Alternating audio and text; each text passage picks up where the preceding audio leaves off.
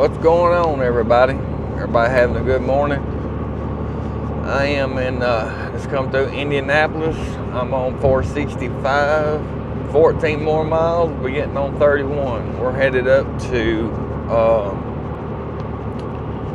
White Pigeon, Michigan. That's where we're picking up this load at. I've been there a couple times,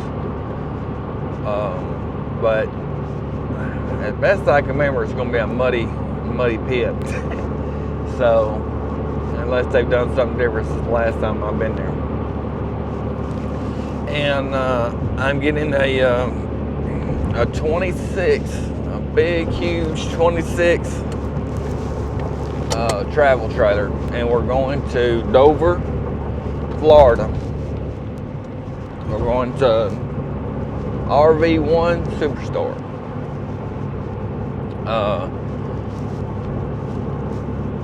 And it is, the temperature keeps dropping. When I slept at rest area this morning, straighten y'all up there. When I slept at the rest area, woke up, it was in the 30s. Now it's 28, and it getting colder and colder the more I go up.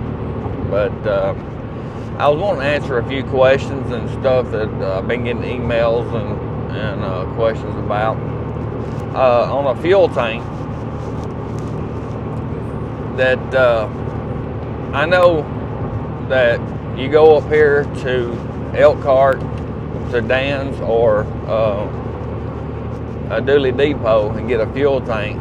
You know, it's going to be like $1,100, around and about. Depends on what you get. Some people get the one with a pump. I get a gravity. I can't even talk this morning. Gravity fed. The one with the pump costs a little bit more. The reason I get the one that does not have the pump, gravity fed, is I guess if you got a full tank and on your auxiliary tank, and you run your truck all the way down, you're out there in the middle of nowhere, desert or anywhere, and your pump goes out. If you don't have another pump, well, you're stuck. You're not going to be able to get your fuel out. That fuel in that tank is not doing you a bit of good, and it can put you in a bind. It's kind of hard to go wrong with gravity fed. Not only it's also, I think, $200 cheaper. But I mean, if you get one with a pump, it fills your truck up nicer. I mean, faster. You know, nicer, I reckon. But if you're going to go that route, I would invest in another pump to have in your glove box or somewhere in your truck, just in case you get in a bad situation that you can get out of. But also, DOT on that fuel tank. If you go Tractor Supplies, order one offline, anything like that,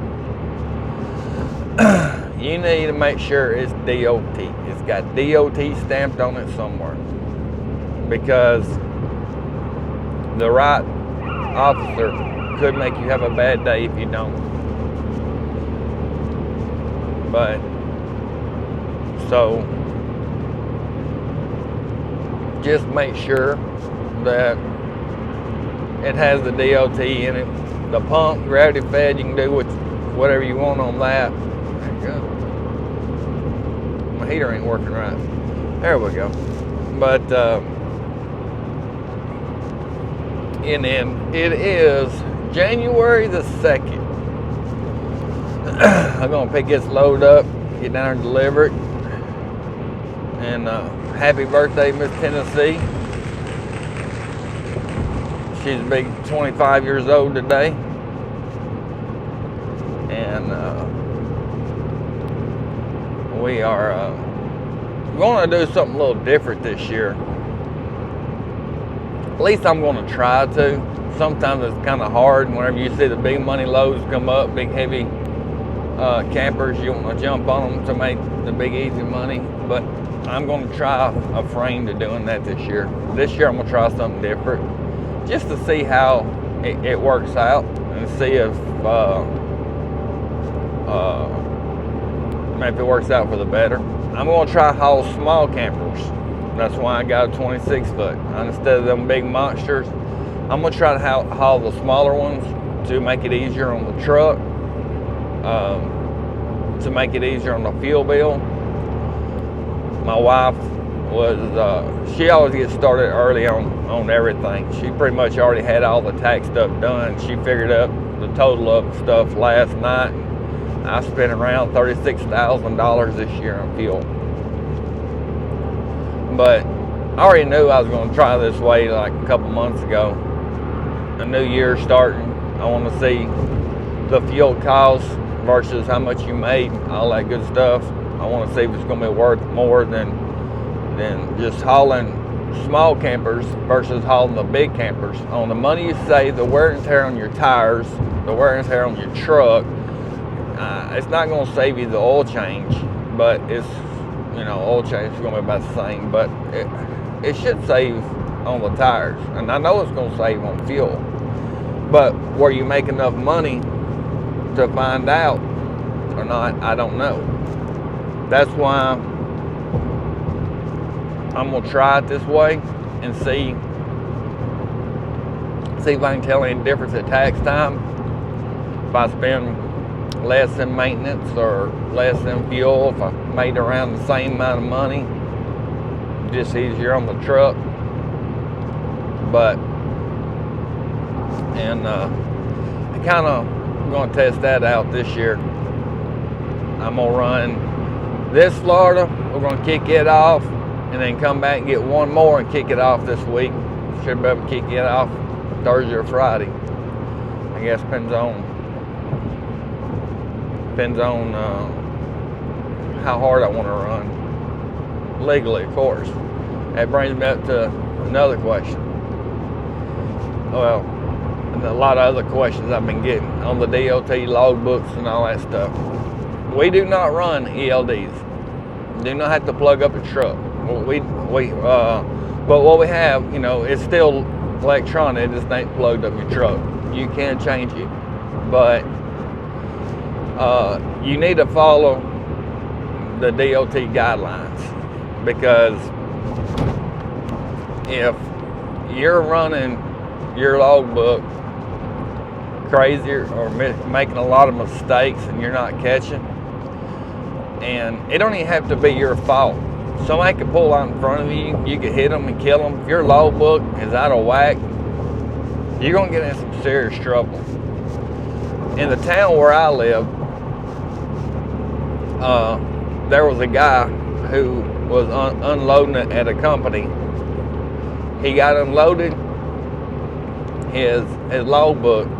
It was an 18-wheeler, and his logbook was messed up, and the company wouldn't let him sleep there. So he was kind of, didn't know, what to do. Whenever we go to towns to unload, it ain't like we know where everything is, where everything's around. But they told him there was a truck stop down the road, and there was. It ain't that very far. It was maybe 7 miles down the road, and it's in a little small town. And as he was going to the truck stop, a woman was dropping her husband off from work. She dropped her husband off, pulled out, didn't check up, pulled right down the road right in front of him, and it hit her in the side and it killed her. And his logbook was not right, and he was just trying to make it to the truck stop, but he got in a lot of trouble. So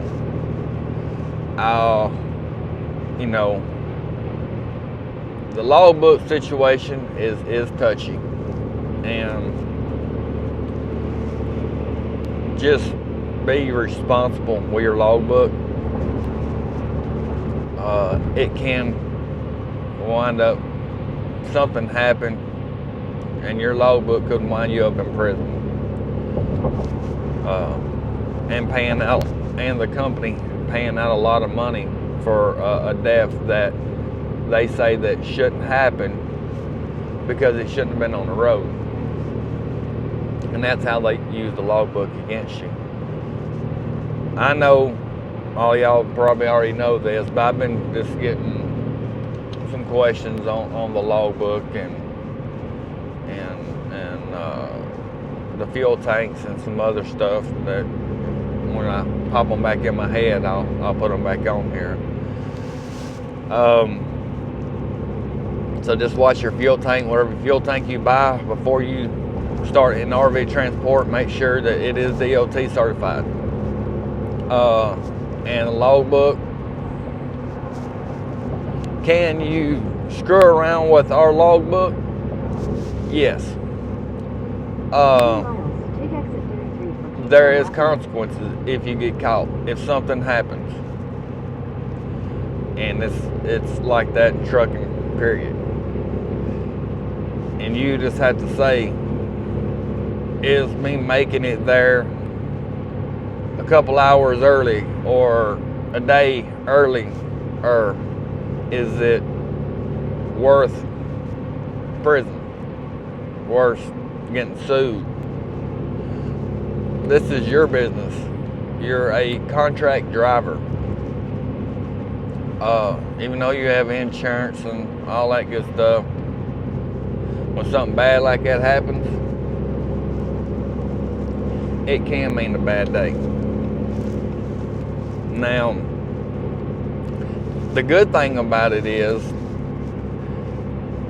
if you forget to hit the driving line, or if you accidentally put and you're supposed to be driving, you accidentally put that on duty, not driving, you can go back and change that, you know, if you accidentally make a mistake. I just be aware of the logbook. I don't want to beat that over and over, but that is something that all that responsibility is on you, no matter if it's your fault or not.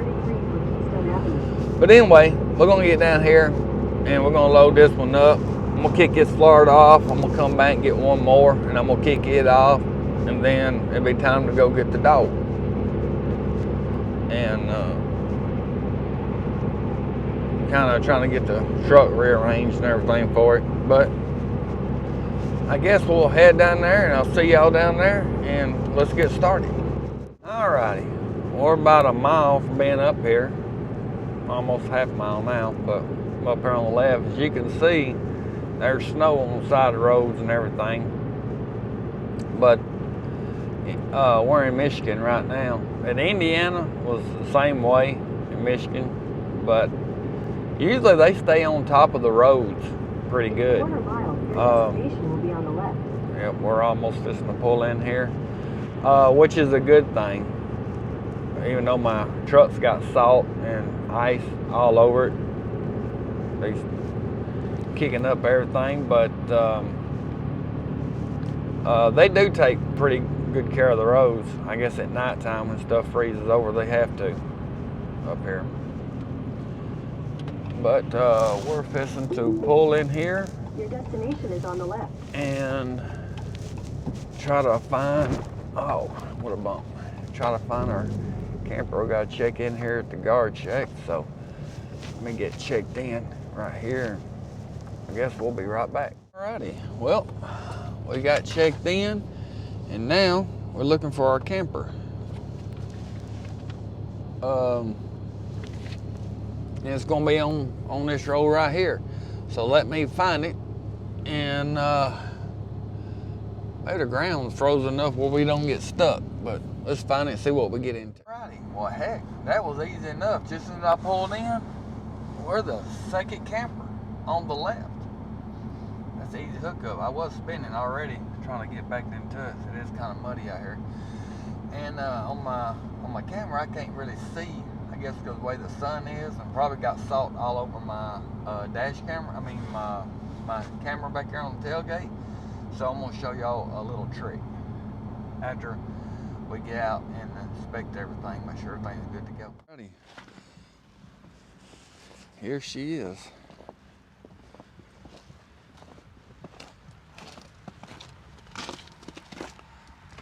So we're gonna get out and check everything out. Now, the trick I was telling you, I was gonna show you to help you out. If you take the cable and put it in here like this, hold it down, the tailgate camera is down, and it's gonna point down to where you can help see the hitch a little bit better. So let me get out here and look, make sure we ain't got no damage. Alrighty, we got her all hooked up, everything on it looks good, and she weighs 4,750 pounds. So everything was kind of froze up on it. That's something in the winter time you gotta look forward to. I get a screwdriver, break everything loose. Hitch and everything was froze on it, but we got her hooked up, and we're gonna see if we can't get out of here now and get rolling that way. Let's see if we can't pull out here without getting stuck or spinning, or trying to throw as least mud on the truck and trailer as possible.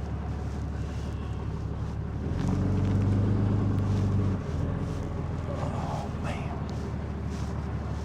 But as you can see, this is a bumpy, messy road. It's 21 degrees out here, and I'm glad that Indiana and Michigan take pretty good care of the roads, because it would have been a freaking disaster trying to get up here to this thing. But they do pretty good with it most of the time. Got some pretty big ruts in here. I'm gonna drive around the next row, turn around, because I couldn't make that turn out of there.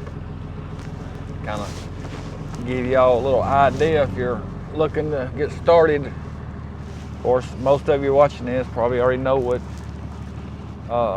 where I'm at and what it looks like, but I'm just giving a heads up for the ones that don't.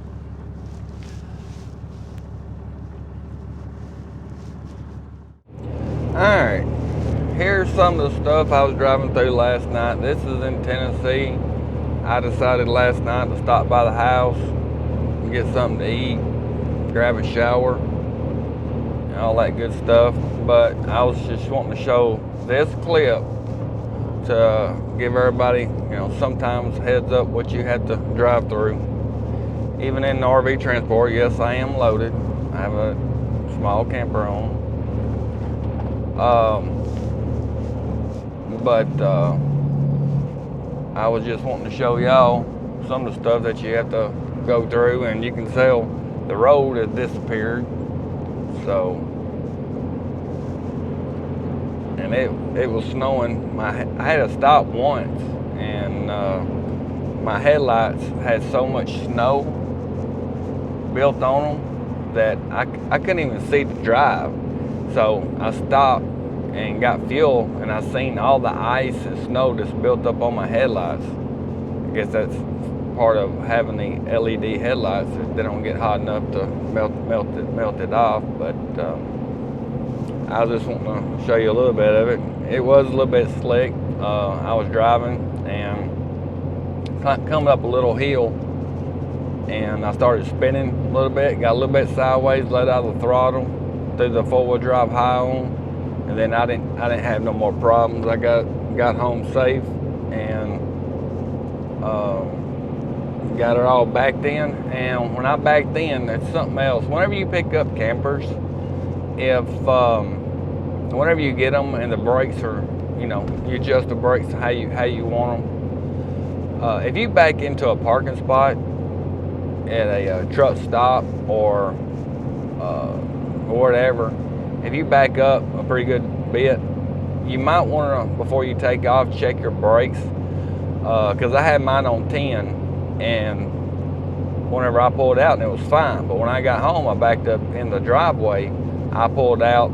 I had to back it all the way down to 2 because the brakes self-adjust and they tightened up.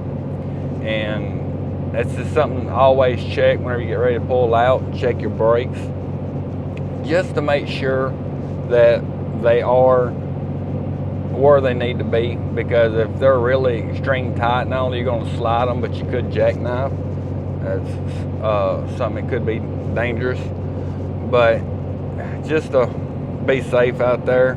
And I couldn't even tell where the road was. I seen a set of tracks, but it was hard to see. And this right here is off my dash. All right, what I was wanting to show y'all was on the brakes of the trailer. This right here is the trailer brakes.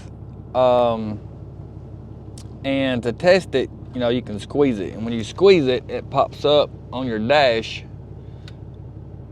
Like right now, the gain is 10. If you need to adjust it, you know, you minus it down. And again, I'll minus it. See, the number's changing. I'm gonna put it back up. And every time that I usually start to take off, I back up somewhere or anything. And every time I hook up the camper, the first thing I'm gonna do is barely go when I'm in the yard. I don't do it fast, and I'll go ahead and hit him to see if the brakes are going to drag or if they're, you know, working right. And then I adjust them to where I want them right here, where they're not sliding, and I still have proper brakes. So that's how you adjust, and that's how you check. Like whenever you back up and you're going to a truck stop, and you're going to sleep, and you're backing up into a parking spot, then the next morning when you're getting ready to leave out, just go ahead and, you know, hit this, and that way you can see if they've tightened up. Because some of them, you know, when you back them up, they self-adjust and they're getting a whole lot tighter. And that's what happened to me, is when I backed it up at home in my driveway, that whenever I got ready to pull out, I hit it, which was on 10, and they had tightened up so much, I had to back it down until it got on to 2. So that way they would not slide or have a chance of, you know, jackknifing on wet roads or whatever, or, you know, flat spotting any tires or anything.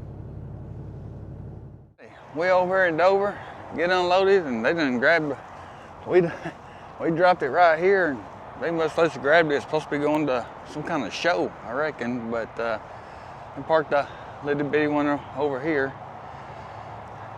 So we got her off, and that's how they move them around with the forklift and hook it up.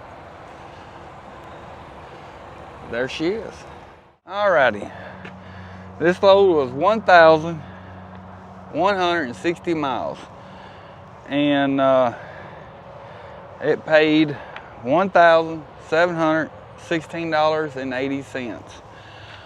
Now, all in all, this was a pretty good trip. Light load. It wasn't, and I got really good fuel mileage. My fuel mileage ranged between, the lowest I seen it was 13, highest I seen it was 14.8, but it averaged around 14.2 almost the whole way. I was impressed on the fuel mileage. That's going to help out a lot, hauling little ones like that. I think on the fuel mileage, you know, if it's going to equal up to the money, then I think that's the route I'm gonna start going. And plus, it was easier on the truck. I mean, the truck didn't even know what was back there. Anytime you got a light load and you're saving fuel, and then also, you know, easier on the transmission. A lot of people having transmission problems. Even on the transmission, your tires. Tires are a big expense.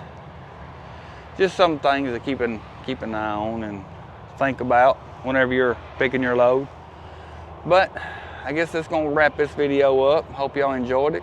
Like, comment, subscribe, share, and y'all be safe out there, and I'll see you on the next one.